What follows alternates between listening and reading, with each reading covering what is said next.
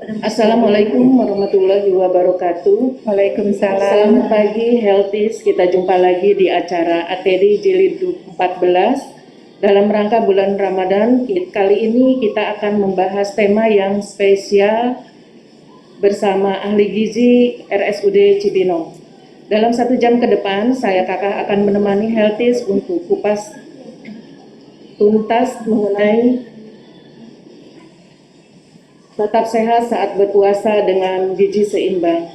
Pada hari ini kita berada di lokasi Poliklinik Eksekutif Azalea, di mana klinik Azalea ini sudah bekerja sama dengan asuransi Admedika, Olexa, AAI, AXA, BNI Life, BRI Life.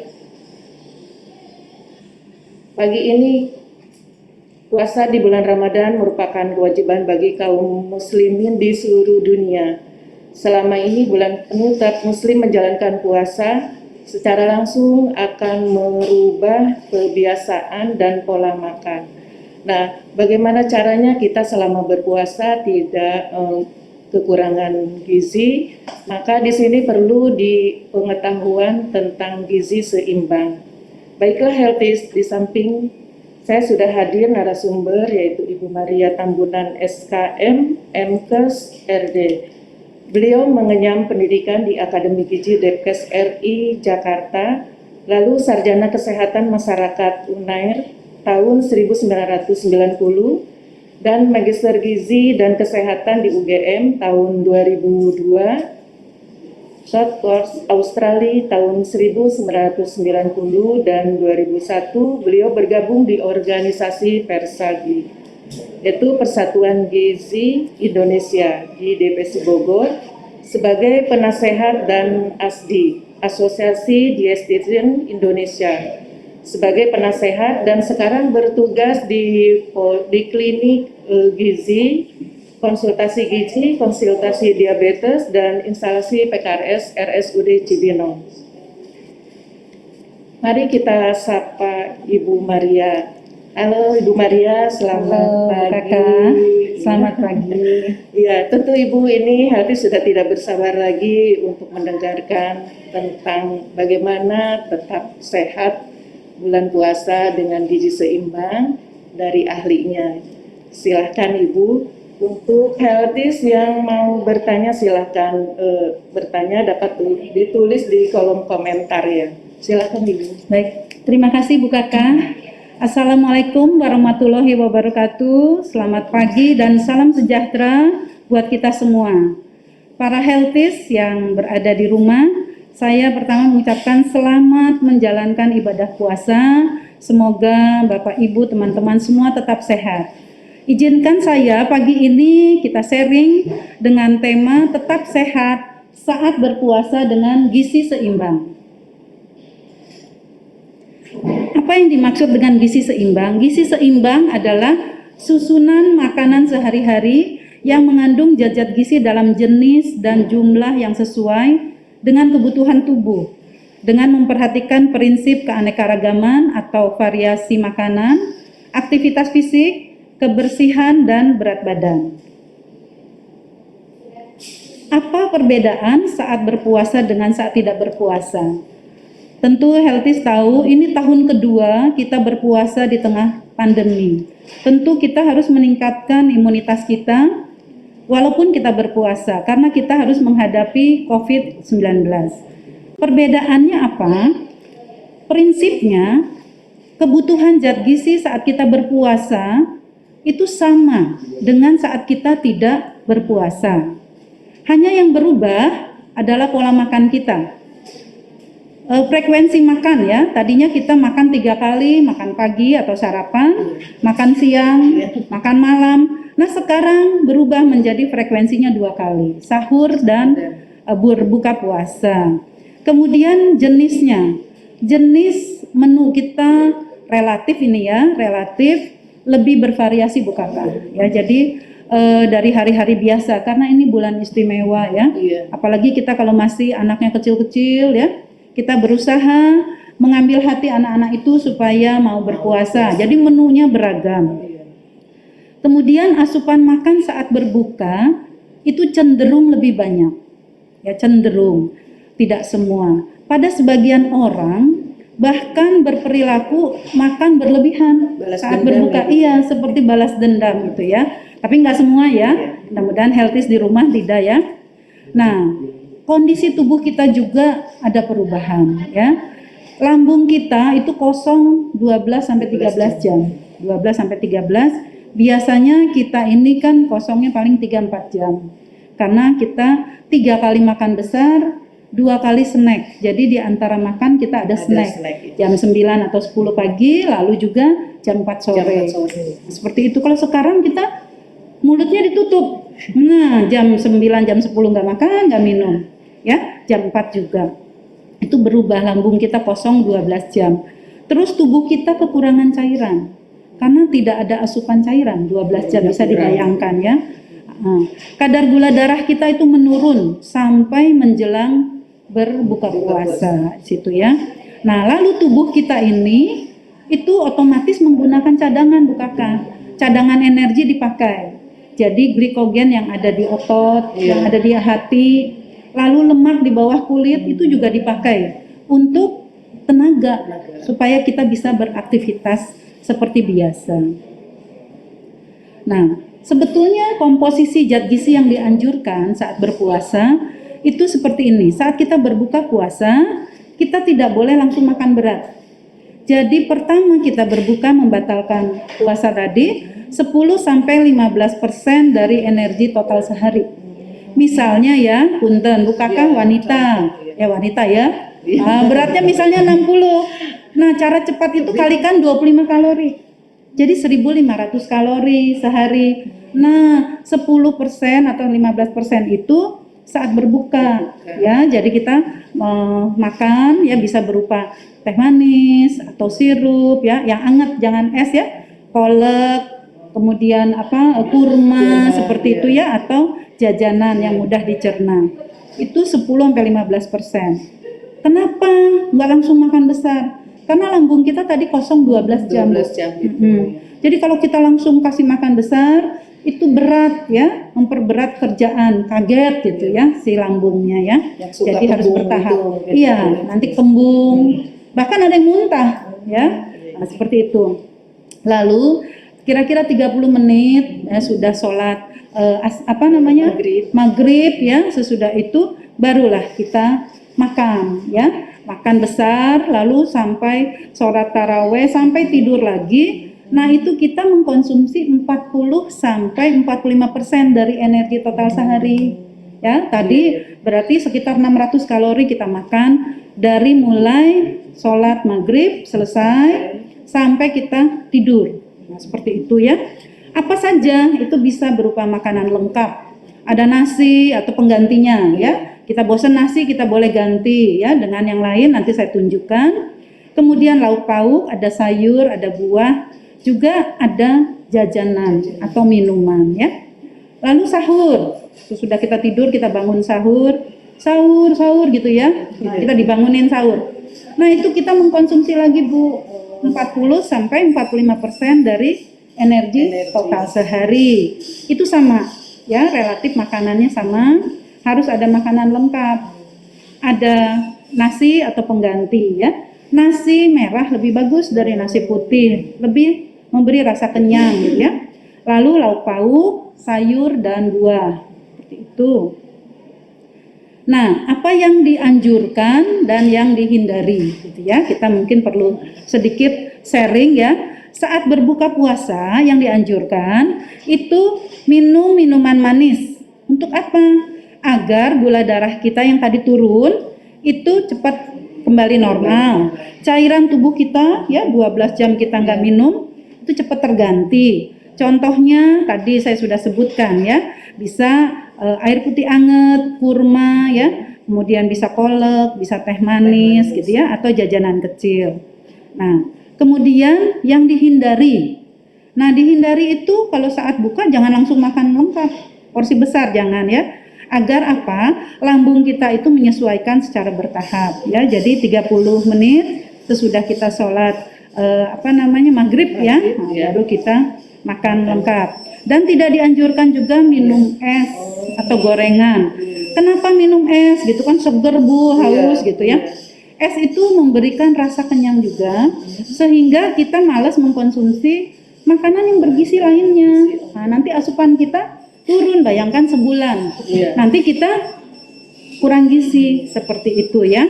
Makanya tidak dianjurkan. Kalau gorengan, tadi dia berlemak tinggi ya, kurang baik untuk kesehatan.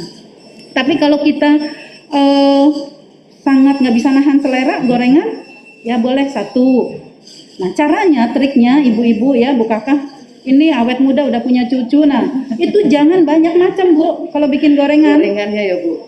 Jadi kalau banyak macam nih, ada pastel, ada pisang goreng, ada risol, dia bilang aduh saya belum pastelnya, saya belum pisang gorengnya, jadi nanti 3. Tapi kalau ibu hari ini pastel saja, dia makannya 1, seperti itu. Sisanya boleh kirim ke saya Bu. Iya Bu ya.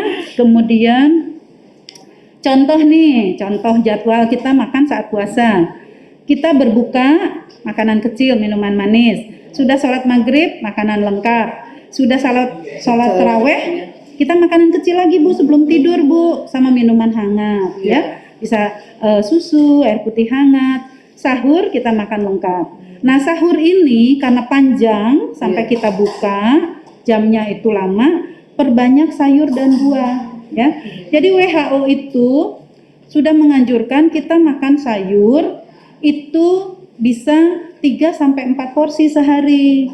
Kalau buah 2 sampai 3 potong sehari. Nah, itu kita makan lebih banyak, boleh oper di sahur gitu ya. Jadi 2 gitu Bu ya. Iya.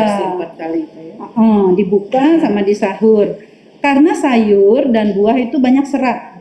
Sehingga kita akan lebih tertahan laparnya, lebih lama laparnya gitu ya. Seperti itu. Nah, yang tidak boleh ditinggalkan oleh healthies saat berpuasa itu adalah kebutuhan cairan. Ya, jadi WHO juga Depkes kita menganjurkan kebutuhan cairan kita untuk dewasa seperti kita itu 2 liter sehari. Kalau dihitung gelas itu berapa gelas? 8 gelas yang 250, jangan gelas yang gede ya. Nah, tapi kalau ibu hamil tambah lagi Bu, jadi 10 gelas. Jadi lebih banyak. Lebih banyak. Hamil, ya? Iya, ibu menyusui lebih banyak lagi. Bisa sampai 13 gelas sehari. Nah, caranya supaya healthies tidak kekurangan cairan ya, tidak lemes saat nanti siang beraktivitas. Ini di sini saya sudah tuliskan ya. Kita bagi saat berbuka ya, udah azan berbuka, kita minum 1 gelas. Bisa air putih hangat, lalu makan kurma tadi 3 ya misalnya. Sudah sholat maghrib, kita minum lagi 1 gelas, udah 2 Bu. Sudah makan malam, selesai makan, habis sholat maghrib, kita makan besar, minum 3 gelas. 3 gelas. Lalu sholat isya, minum lagi sesudah itu 4 gelas ya. Lalu taraweh 1 gelas lagi 5, mau tidur 1 gelas lagi, udah 5 ya. Jadi udah 6, dibuka sampai tidur 6 gelas. Lalu bangun ya, sahur bangun, kita minum 1 gelas. Ya, bagus air putih hangat ya. Nah, kemudian kita makan sahur, habis makan sahur 1 gelas lagi. Nah, ini saya buatkan contoh berbuka ya. Kita buka, nanti healthies bisa lihat ada air putih hangat 1 gelas, tambah 3 butir kurma. Sudah itu kita makan boleh kolak atau snack kecil ya. Sesudah sholat maghrib kita makan misalnya nasi merah 3/4 gelas, nanti ada contohnya. Atau kalau ditimbang 100 gram ya healthies ya. Ayam bakar 1 potong, sayur sop 1 mangkok, terus tahu bumbu kuning ya. Nah sama buah jangan lupa ya. Kan cukup tuh ya, bergizi. Kemudian sesudah taraweh kita sebelum tidur kita makan kue lumpur 2 buah. Hindari gorengan ya, jadi misalnya yang dikukus, yang dipanggang seperti itu ya, supaya lemak tidak banyak. Lalu boleh juga kita minum susu tanpa lemak ya. Lalu sahur, kita boleh nasi merah lagi lebih bagus, atau habis nih nasi merahnya masa kita nggak makan, nasi putih nggak apa-apa ya. Jadi kalau nasi putih seratnya sekitar 3, kalau nasi merah 4 lebih banyak gitu ya, vitaminnya juga. Tapi boleh sama 3/4 gelas. Kemudian ikan kembung lebih banyak ikan bagus ya, lemak ikan itu bagus Bu. Pempek orek, tempe juga bagus dan bikin awet muda tempe ya. Kemudian bening bayam 1 mangkok, lalu timun sekehendak. Jadi boleh ya bebas timun, tomat itu boleh banyak makan. Karena kalorinya sangat rendah. Nah, itu bisa menahan lapar kita saat kita siang sesudah sahur ya. Kemudian juga cairannya banyak ya, mengandung cairan. Jadi itu sudah betul ya Bu ya. Selama ini kan selama bulan puasa itu kita lebih ada tradisi rebus timun gitu Bu ya. Jadi berarti sudah memang sesuai. Iya, untuk puasa ya. Iya. Juga bisa menurunkan tensi ya, sebagian orang testimoninya seperti itu. Nah, jadi ini slide terakhir ya, netizen. Jadi pada prinsipnya kebutuhan gizi saat berpuasa itu sama dengan kita tidak berpuasa. Itu perlu diingat ya. Hanya dibagi-bagi saja karena kita jadi makan 2 kali, itu dibagi-bagi seperti tadi saya jelaskan. Lalu anjuran kami ahli gizi ya seperti ini, makanlah dengan prinsip gizi seimbang agar tubuh tetap sehat saat berpuasa, yaitu makan beraneka ragam, kemudian cukupkan cairan 2 liter tadi ya. Kemudian hindari makanan berlemak tinggi seperti gorengan, santan kental ya, terlalu asin. Itu nanti haus ya, sifatnya seperti itu membuat kita haus. Kemudian juga kita tidak dianjurkan kalau sahur itu minum minuman yang bersifat diuretik seperti kopi. Nah, itu sebaiknya jangan diminum saat kita sahur. Kita sering buang air kecil, jadi cairan kita lebih banyak terbuang gitu ya. Kemudian makanlah makanan minuman manis secukupnya. Ya tadi waktu buka supaya gula darah kita naik kembali. Jadi jangan semuanya manis-manis gitu ya. Kemudian perbanyaklah makan buah dan sayur karena tadi bisa memberi efek kenyang seratnya itu sehingga lapar kita bisa tertahan. Tetap berolahraga supaya sehat. Teratur sekitar 15 sampai 30 menit agar tubuh tetap bugar saat berpuasa. Jadi bisa jalan-jalan di sekitar itu. Taraweh juga itu beraktivitas seperti itu. Baik, para healthy sekalian, Bapak Ibu, selamat menunaikan ibadah puasa. Salam sehat selalu. Makasih. Baik Ibu, ini sudah ada yang bertanya dari Anissa Sumari 75. Bagaimana caranya mengatur gizi yang seimbang untuk penderita fatty liver dan gangguan fungsi hati? Kenapa malah saya dikasih vitamin atau kurkuma ketika saya berobat? Bisa dikasih contoh kira-kira makanan apa yang cocok? Baik, pertama saya turut prihatin Mbak Anissa Sumari ya. Anissa. Ada fatty liver ya. Fatty liver itu perlemakan di hati ya.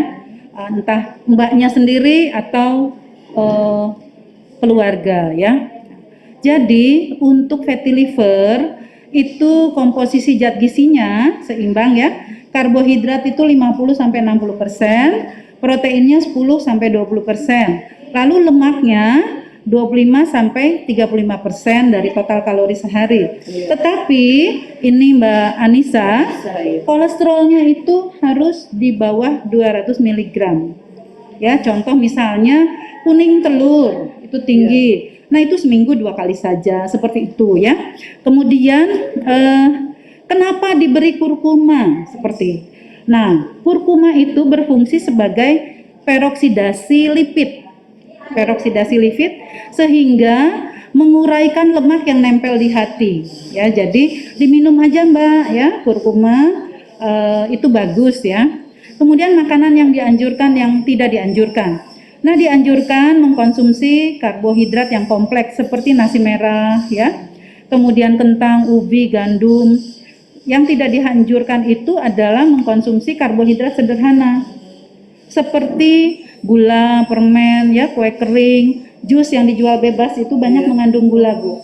Jadi kalau tubuh kita kelebihan gula, kelebihan energi, itu juga dirubah jadi lemak ya, Bu ya. Apalagi kalau kita kurang gerak. Kemudian sumber protein yang dianjurkan ya, putih telur. Jadi kuning telur, Mbak Anissa, itu seminggu 2 kali saja yang udah fatty liver ya.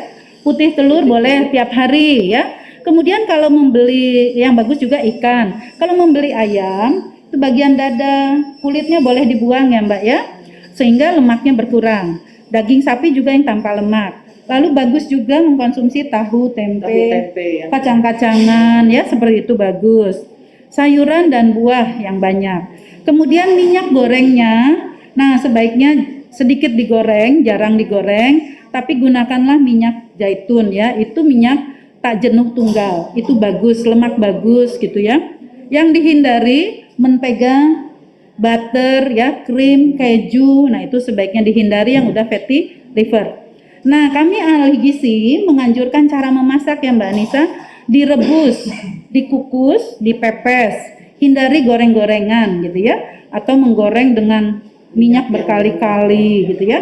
Jadi kesimpulannya yang fatty liver, hindari makanan siap saji, makanan yang mengandung banyak tepung, makanan yang minuman manis ya, itu dihindari. Hindari juga makanan yang digoreng-goreng. Begitu. Ini pertanyaan berikutnya dari dari Lasitiko Hila. Bagaimana caranya ingin gemuk tetap puasa? Gitu ya. Jadi puasa tapi dia tidak mau lebih kurus lagi gitu ya. Mungkin Mbak udah langsing ya, Mbak Latifah, Mbak Dian Rahmatillah juga ya. Nah, jadi kalau kita mau menaikkan berat badan itu tentu harus menambah kalori Bu. Sehari sekitar 300 sampai 500 kalori seperti itu ya. Nah, caranya itu dengan makan lebih sering, bisa sampai 5-6 kali ya, misalnya nggak puasa juga ya, 5-6 kali dengan porsi kecil tapi sering. Jadi sering makan, atau diganti cemilan, tapi cemilannya itu padat, istilahnya mengandung karbohidrat yang baik ya, seperti itu ya, mengandung lemak yang baik seperti dari kacang-kacangan ya, kemudian beras merah, lontong misalnya, seperti itu. Jadi dia camilannya itu mengandung kalori untuk menaikkan berat badan ya. Juga rutin berolahraga, karena ada penelitian kalau kita sering olahraga itu meningkatkan nafsu makan Mbak ya. Jadi dia artinya asam lambung juga meningkat, dia ingin makan. Lalu kalau saat puasa gini, pantau waktu makan Mbak, jangan melewatkan sahur terutama ya. Aduh males bangun, itu usahakan pasang tuh alarmnya ya. Yang mau naik berat badan saat puasa harus makan ya di sahur itu ya. Kemudian tentu kita bisa meminum susu atau snack lagi sebelum tidur. Nah, itu salah satunya. Jadi energinya nggak dipakai seperti itu Bu. Ya. Terus kalau olahraganya nih Bu, kan kita selama ini bulan puasa, olahraganya tuh yang baik itu saat kapan? Ya. Ini kita puasanya ini sekarang memang istimewa ya dengan keadaan pandemi. Kita mungkin nggak bisa pergi ke tempat-tempat umum ya seperti itu ya Bu ya. Jadi kita bisa jalan kaki ya, menjaga jarak, jangan kerumunan seperti itu.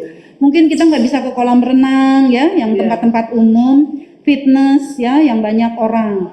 Nah seperti itu jalan kaki, kalau bersepeda ya, punya sepeda statis misalnya di rumah seperti itu Bu ya, olahraganya. Sekarang banyak ya di YouTube di mana cara olahraga, nah kita bisa olahraga di rumah dengan nyetel YouTube. Pokoknya jangan berkerumun seperti itu. Ya. Terima kasih Ibu Maria. Sekarang pertanyaan dari Sela TNW. Bagaimana puasa untuk ibu hamil? Aduh, pertama selamat ya yang sudah hamil, itu rezeki ya. Jadi ibu hamil itu saya baca juga, ibu hamil, ibu menyusui itu diberikan kemudahan untuk tidak berpuasa. Tetapi kalau Anda akan berpuasa, pertama saran kami ahli gizi itu konsultasi dulu dengan dokter atau bidan. Apalagi kalau bukan kehamilan pertama, mungkin ada riwayat. Nah Bu Kakak ini juga seorang bidan ya. Jadi mungkin ada riwayat sebelumnya pernah keguguran atau pendarahan. Nah ini dianjurkan tidak puasa. Tapi ini contohnya Mbak yang bertanya ini mudah-mudahan sehat selalu ya. Jadi ada tipsnya. Jadi kita udah konsultasi, oh boleh puasa gitu ya. Pertama, ibu hamil menjaga cairan tubuh ya. Jadi karena ada bayi di dalam kandungan, itu kita minum tadi 12 gelas ya. Jadi saat puasa tadi udah dibagi, saya udah sampaikan ya. Kemudian juga banyak makan sayur, buah seperti itu karena vitamin, mineral. Tapi kalau dokter memberikan asam folat seperti ada dari obat-obat dari dokter, itu harus diminum. Kalau frekuensi obatnya 3 kali 1, nanti tanyakan ke dokternya, bisa nggak dok menjadi 2 kali 1. Jadi jangan kekurangan asam folat ya, seng ya, macam-macam yang dokter kasih ya, tergantung kondisi ibu itu ya. Kemudian makan untuk ibu hamil supaya tidak lemes ya, makan itu dianjurkan karbohidratnya yang kompleks kayak beras merah, roti gandum, kan seperti itu ya. Sehingga dia bisa bertahan laparnya, tidak lemes. Tapi ibu hamil memang diharuskan aktivitasnya jangan terlalu banyak di bulan puasa, seperti itu ya Bu ya. Lalu berhenti kalau ibu hamil merasakan sesuatu yang sangat tidak enak.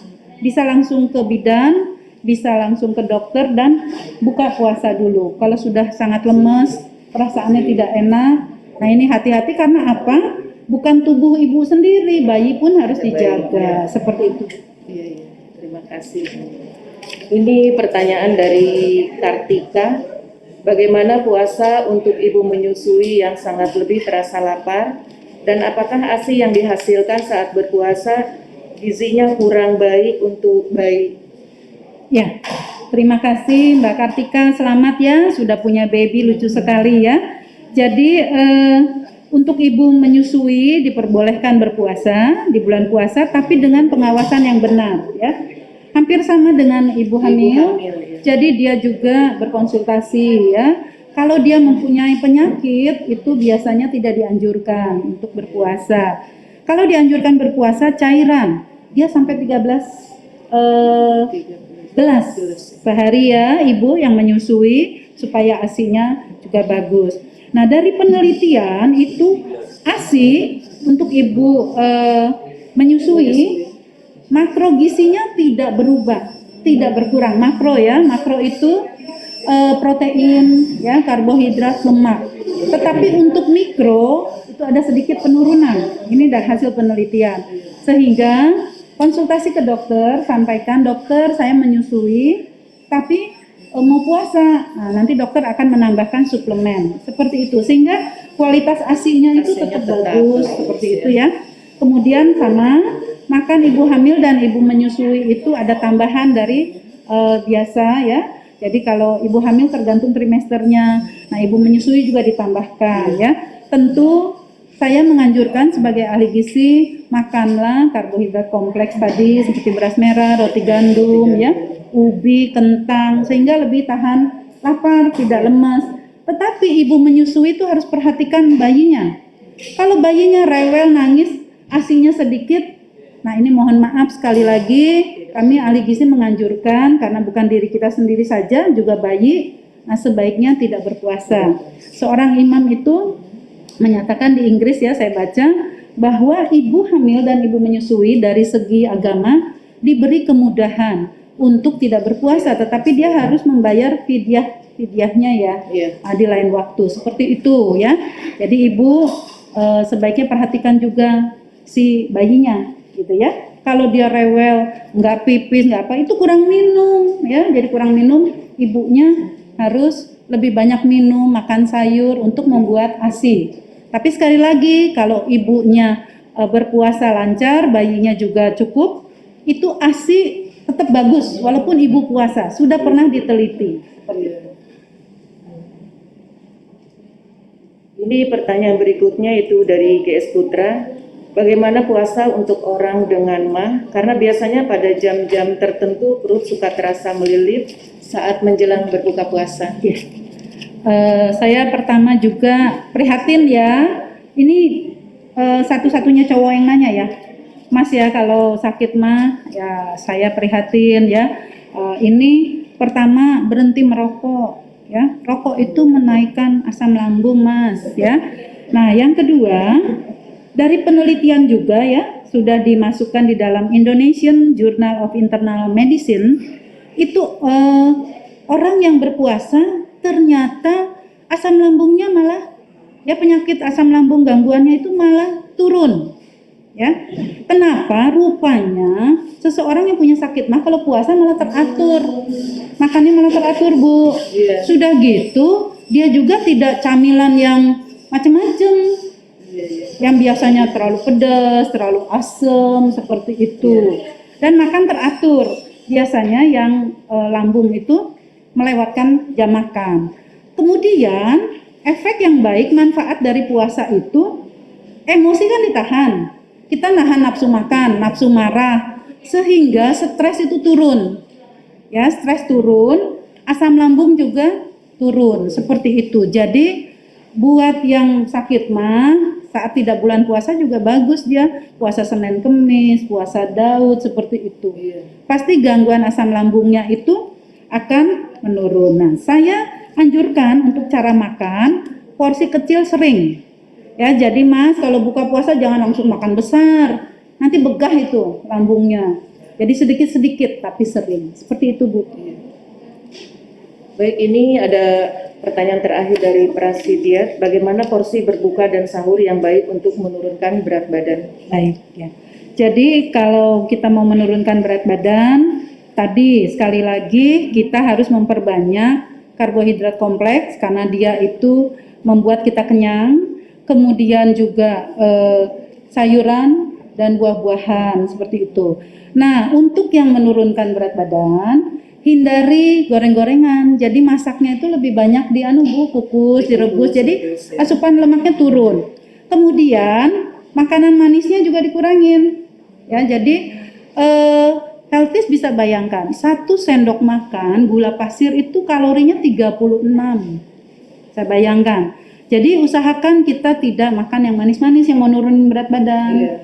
Kemudian gorengan-gorengan seperti itu kita kurangin. Jangan macam-macam ya, Bu. Iya, makanya ibunya yang bikin gorengan tuh satu jenis hari ini, besok satu jenis, sehingga dia makannya yang satu. Besarnya juga jangan besar-besar, ya, pastel gitu, jangan gede, agak kecil aja, ya seperti itu, sehingga dia asupan lemak dan gulanya bisa turun. Lalu tentu seperti saya sampaikan dari tadi, makan seimbang.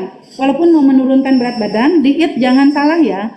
Diet itu kalau salah malah datangnya penyakit. Seperti itu ya. Mau menurunkan berat badan tetap seimbang. Pelan-pelan bisa turun itu 0,5 kilo seminggu, 0,5 sampai 1. Kalau turun terlalu cepat nanti efeknya seperti yoyo. Turun cepat ya, turun 3 naiknya 6. Seperti yoyo ya, seperti itu. Baik Ibu, ini ada yang komen dari Adrento Widuri 76. Insya Allah jadi tambah ilmu gizi saya. Terima kasih Ibu. Terima kasih juga ini Mbak Retno, terima kasih. Kemudian dari Sela TNW, terima kasih Bu Maria dan Bu Kakak, semoga sehat selalu. Terima kasih Mbak Sela, sehat terus ya. Ya. Terus ini ada pertanyaan lagi dari Wanoy Adepa. Bu, katanya olahraga sebelum buka puasa akan lebih efektif membakar lemak. Apa betul itu bisa bikin cepat langsing? Wah, ini pengen langsing nih Bu. Ini Adeva kayak saya juga kali ya, obesitas ya. Jadi kami sebagai ahli gizi tidak menganjurkan itu karena apa? Gula darah kita sangat rendah.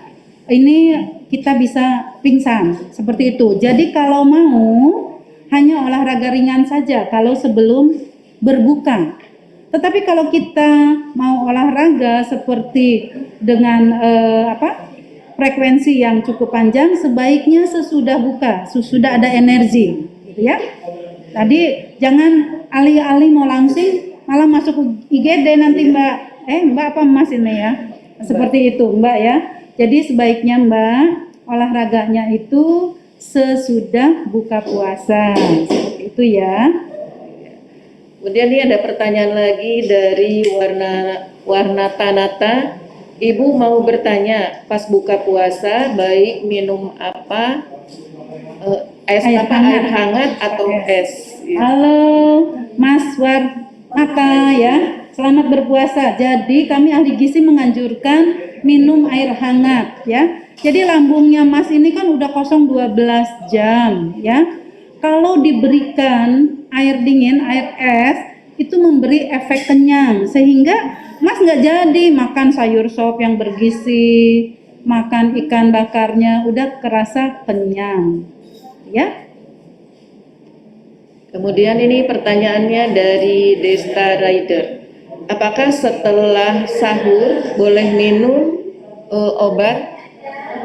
obat mah agar tidak terasa lapar sehingga kuat menjelang puasa? Sekali lagi saya prihatin ya, sakit mah ya. Jadi kalau obat saya tidak berkompeten untuk menjawab. Masnya bisa berkoordinasi atau berkonsultasi dengan dokter ya. Bisa di poli ini Azalea bisa ya, poli reguler juga bisa. Tapi setahu saya kita itu minum obat mah itu sebelum makan untuk melapisi lambung. Ini sepengetahuan saya ya. Tapi lebih tepatnya Masnya datang ke dokter ya. Ini ada komen dari Mbak Aprilia. Terima kasih Bu Maria, salam sehat. Salam sehat kembali Mbak April. Kemudian dari Mbak Enggi Febrianti, makasih Bu Maria dan Bu Kakak, sehat selalu. Halo Mbak Enggi. Ini Mbak Enggi ada di Jawa Tengah nih ya. Salam sehat selalu. Baik, saya akan menjelaskan sedikit ya, memperagakan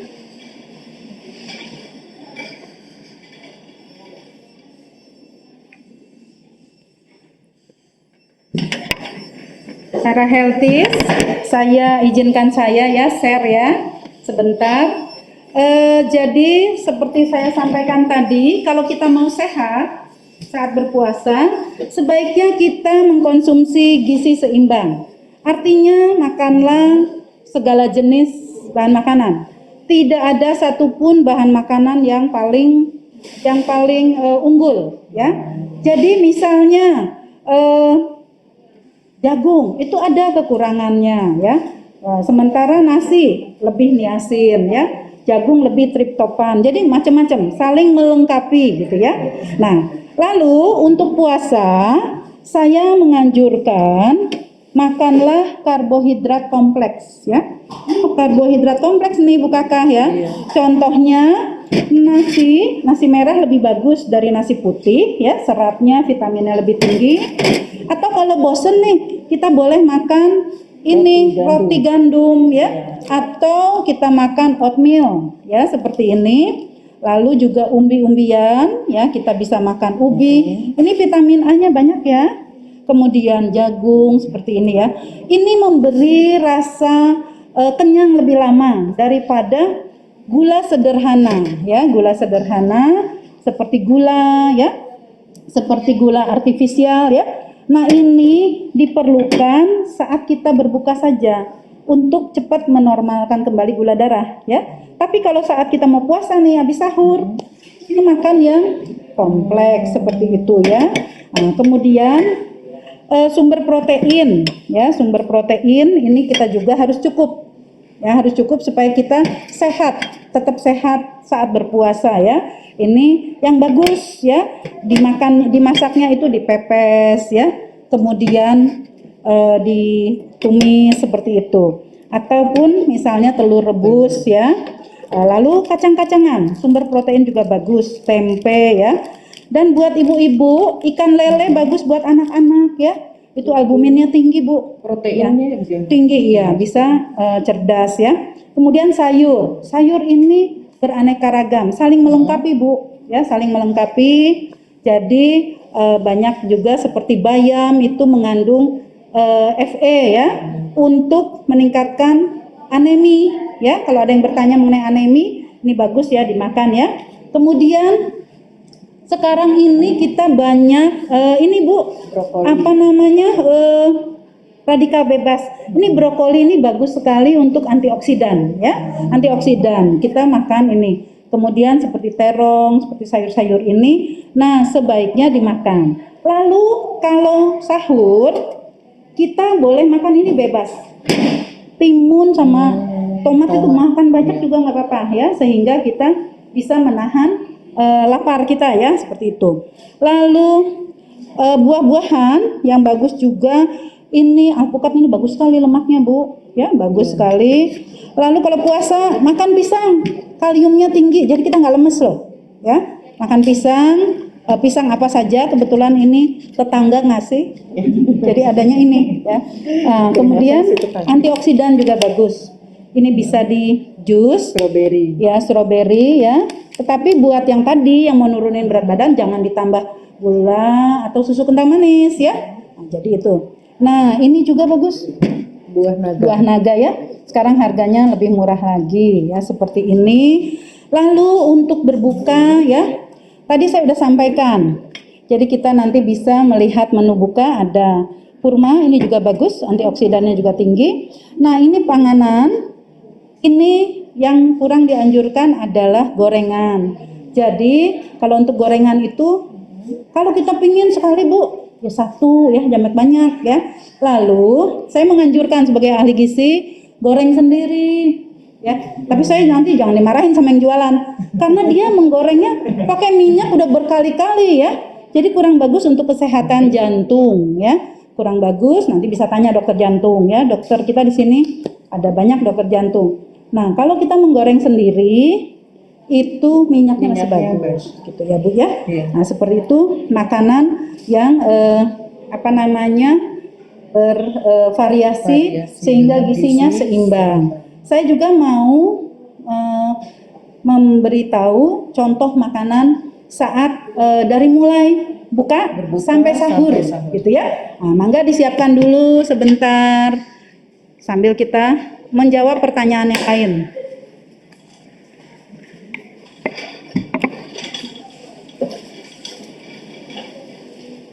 Oh ya, bertanya mengenai makanan yang meningkatkan HB.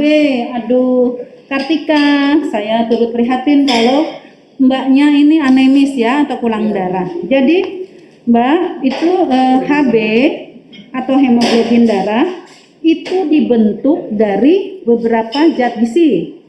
Pertama itu protein, ya. Jadi protein, kemudian ada lagi vitamin C. Selain vitamin C, asam folat, ya itu akan bekerja sama membentuk HB kita, ya. Jadi kalau ditanya makanan apa, tentu tadi sumber protein, misalnya hati, ayam, daging, telur, ikan. Kemudian juga banyak vitamin C itu ada di jeruk, jambu, lemon, tomat, stroberi ya Bu ya. Lalu asam folat ada di kacang-kacangan, pisang, brokoli ya. Nah, jadi ini kita makan. Caranya bagaimana katanya ya? Tentu kalau buah-buahan itu dimakan langsung. Kalau sumber protein hati ya untuk meningkatkan HB dimasak ya seperti itu ya. Kemudian ayam juga dimasak. Jadi caranya sesuai dengan kebiasaan kita.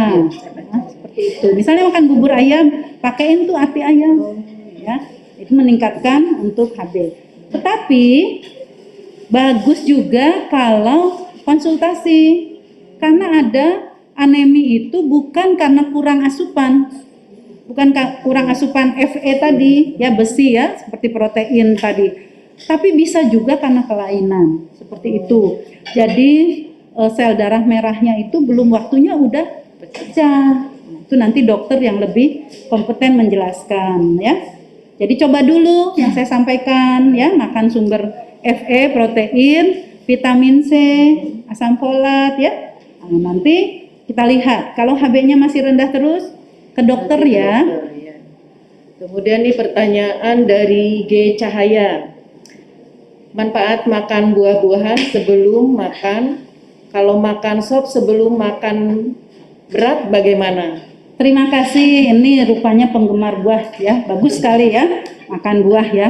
Jadi sebetulnya kami sebagai ahli gizi menyampaikan, makan buah sangat bermanfaat, vitamin, mineral, dan seratnya, ada cairan juga Bu. Sebelum sama sesudah sebetulnya tetap bermanfaat, sebetulnya ya, tetap bermanfaat. Tapi kalau dimakan sebelum makan besar, itu ada manfaat efek ini ya, cepatnya ya. Itu adalah memberi rasa kenyang sehingga kita terhindar untuk makan yang lebih banyak kalorinya. Bisa menurunkan berat badan tuh ya Mas Gege ya. Jadi kalau temannya ya atau siapa yang mau dilangsingkan, nah ini misalnya teman satu ruangan, ih kok gendut, makan buah coba ya, seperti itu misalnya. Jadi dia efek pendeknya itu memberi rasa kenyang. Jadi terhindar tadinya mau makan gorengan atau ayam 2 jadi 1 ya. Nah, seperti itu. Lalu makan sup sebelum makan berat. Memang diet sup ini terkenal ya, diet sup ini terkenal. Jadi manfaatnya hampir sama, tetapi ada lagi tambahan.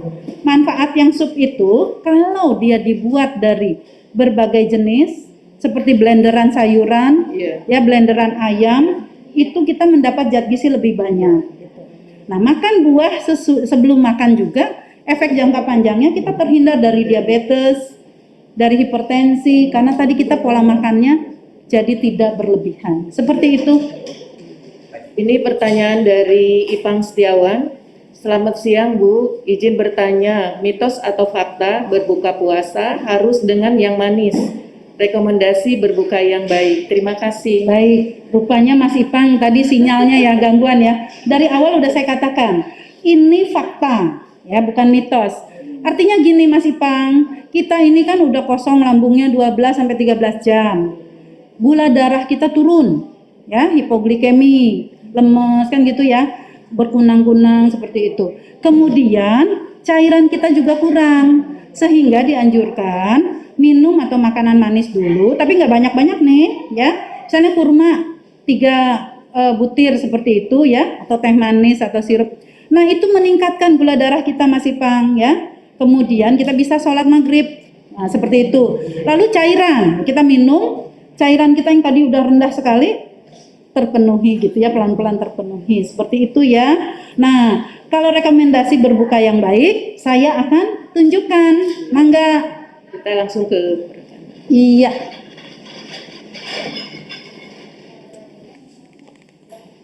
Terima kasih ya. Maaf ini healthies, ini hanya contoh Ada ya. Jadi ini jangan, tadi kurmanya. karena kita sedang Kurma. berpuasa. Iya, ada kurma. Ya, baik ya. Jadi gini, saya rekomendasikan tadi Mas Ipang dan Helvis ya. Nih, kita udah beduk maghrib, kita berbuka. Berbukalah pertama cairan. Cairan kita kan udah kurang ya, tidak ada asupan sampai 12 jam. Lalu kita makan yang manis ya. 3 butir kurma. Sesudah ini selesai, kita bisa makan kolak, baiknya kolak pisang seperti itu ya.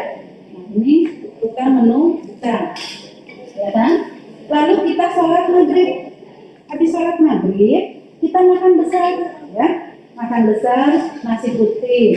Tapi lebih bagus nasi merah, nggak apa-apa ya. Beras merahnya habis, tinggal dikit untuk sahur. Nah, kita nasi putih. Ini 100 gram. Atau, oh saya ulangi ya, tadi nggak kedengeran ya? Oke, baik. Nah, jadi pertama ya, sekali lagi ulang. Saat buka, kita minum air hangat 1 gelas, kita makan kurma ya. Lalu kolak pisang. Ya. Ini kita kembalikan dulu cairan dan gula darah yang turun. Sesudah itu sholat maghrib. Habis sholat maghrib kita makan nasi 3/4 gelas atau 100 gram. Ini kalorinya 175. Ya, tadi kan kita bilang kalau buka ya sekitar 35%. Lalu kita makan nih ikan ya, 1 ekor. Kemudian tahu bumbu kuning ya, sekitar 75 gram. Sayur sop jadi cairan ya dan sayuran. Lalu kita makan buah jangan lupa ya. Dah habis ini kan kita taraweh tuh, ya. Sudah taraweh, kita selesai taraweh kita makan lagi, ya. Snack, kue lumpur 2, ya. Bakpia, apa yang ada, apalagi tetangga ngasih, misalnya bikin kue bolu, ya 2 iris ya. Lalu kita minum air hangat, ya. Lalu kita tidur. Kita tidur. Ini 10%, ini 10%, ya. Ini 35, 40%. Nah, kita kan berarti ini udah makan 60%. 60% sudah. Dari kebutuhan kalori. Tadi Bu Kakak kalau 60 kilo kali 25 kalori 1.500. Ini 60% udah masuk. Jadi tetap sehat nanti. Iya. Nah, sahur. Jangan lewatkan sahur. Begitu sahur kita makan. Kan kita mau panjang puasanya. Sebaiknya beras merah atau roti gandum. Ini 3/4 gelas, ya, gelas yang 250 atau 100 gram. Ini 175 kalori. Lalu kita motong ayam. Nah, ini ya, dipanggang ayamnya 1 potong. Tempe orek, ya kan? Kemudian sayuran, jangan lupa sayuran.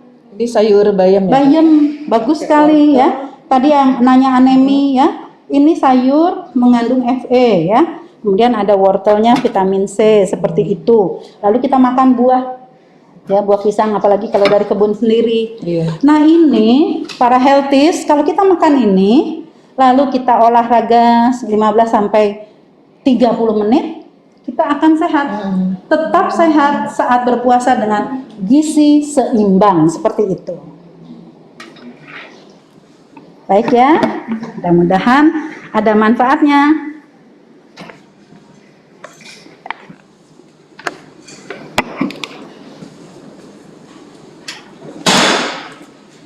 Terima kasih Ibu Maria Tambunan. Begitu banyak ilmu yang didapat hari ini. Mudah-mudahan bermanfaat. Terima kasih untuk semua yang sudah bergabung, Healthies. Yang mempunyai masalah sekitar gizi, silakan datang untuk berkonsultasi di Klinik Gizi Rumah Sakit Umum Daerah Cibinong. Dengan jadwal setiap hari. Ya, Senin sampai Sabtu. Senin sampai hari Sabtu. Saya adanya Senin sampai Jumat. Tapi teman saya ahli gizi banyak juga di sini. Kita ada ahli gizi 10 orang, ya. Jadi bisa berganti. Iya. Ya. Bagi yang menjalankan ibadah puasa, selamat menjalankan ibadah puasa. Jangan lupa dengan protokol kesehatannya, memakai masker, Ya. menjaga jarak, mencuci tangan, menghindari kerumunan dan mengurangi mobilitas. Wassalamualaikum warahmatullahi wabarakatuh.